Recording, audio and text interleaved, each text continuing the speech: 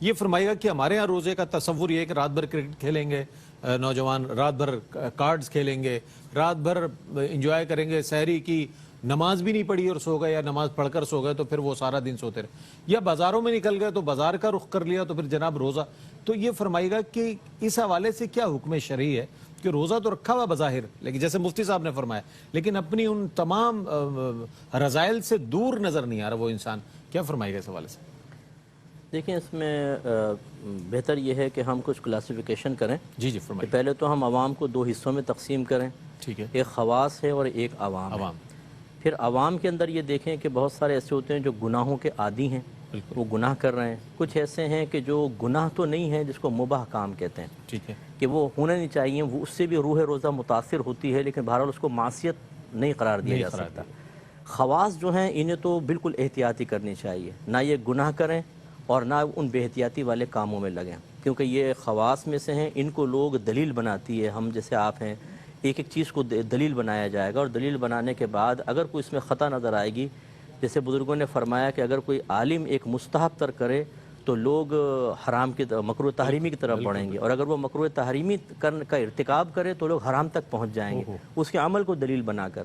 ہاں، اس لیے تو خواص کو تو بڑی احتیاطی کرنی چاہیے. رہا پھر عوام کا معاملہ، اس میں دو طرح کے جیسے میں نے عرض کیا لوگ ہیں کہ ایک تو ہے جن میں کوئی رعایت ہم دے نہیں سکتے، جس کو آپ کہتے ہیں حرام، مکروہ تحریمی اور سنت موقدہ کا ترک، اس میں تو بالکل سختی کرنی ہی ہوگی.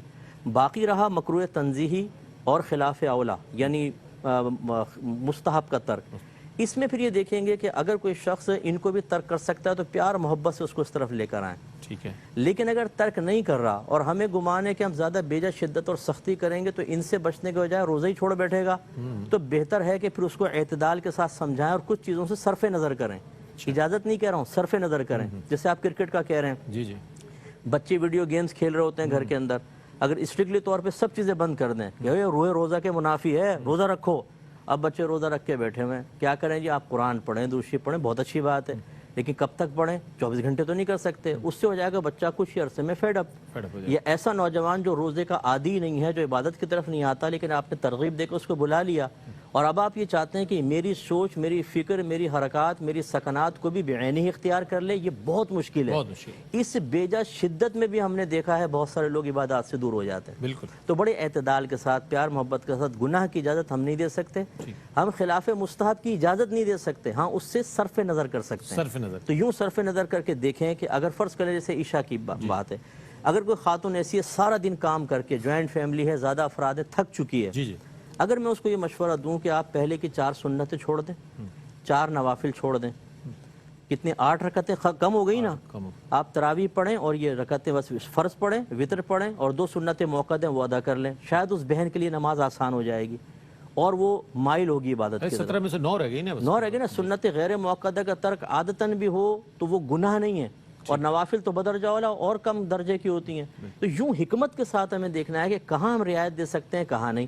اسی طرح مباح چیزوں کے اندر، کھیل وغیرہ کے اندر تو بہرحال ایسا، لیکن ایسا جو اب مثال کے طور پہ امام غزالی رحمۃ اللہ علیہ فرماتے ہیں اگر کوئی معصیت سے نہیں بچ سکتا تو اس کا سونا جاگنے سے بہتر ہے.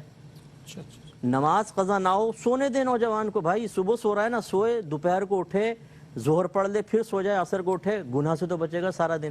لیکن اگر نہیں اس کو جگا کے رکھیں آپ، اور وہ کوئی ٹی وی کھول لے گا، کمپیوٹر کھول لے گا، یوٹیوب پہ چلا گیا، کسی خراب قسم کی ویب سائٹ پہ چلا گیا، وہ تو گیا کام سے. بالکل. تو یوں مطلب ہے کہ ہمیں بہت ہی سوچ سمجھ کر پہلے سامنے والے شخص کو دیکھنا ہے، پھر شرعی حکم کو دیکھنا ہے کہ کہاں رعایت دے سکتے ہیں، کہاں نہیں. اس اعتبار سے پھر فیصلہ کیا جائے تو بہت اچھے انداز سے عبادات کا معاملہ بھی ہوگا، حق اللہ کی رعایت بھی ہوگی، حق العباد کا بھی، اور لوگوں کے نفسیات، ان کی طبیعت، ان کی کیفیات کا لحاظ بھی کریں گے تو دین کو تقویت ملے گی، تنزلی کی طرف نہیں جائیں گے.